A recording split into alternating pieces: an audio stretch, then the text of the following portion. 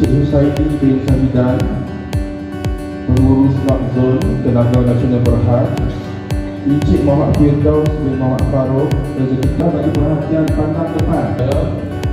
Ingin memperkenalkan diri lah dengan rakan-rakan. Buat nak angkat tangan, semua buat PTPR. Aircon pakai 24 jam, kipas lampu sebulan 2 bulan lepas tu bil pun sampai melambung tinggi lepas bawah KMB. Orang dapat pasar dengan bagian sikit di bahagian pencawal elektrik. Ok, so ini dah sedikit banyak bagaimana elektrik dihasilkan. Kita pakai konsep basic konsep, kita panggil NBRS. Yang gambar kita nampak, kita dengar kita sikit je. Dia sikit je, tapi dia paling banyak sekali membawa dalam Malaysia ni. Benar, alhamdulillah. Korang dengar? Betul.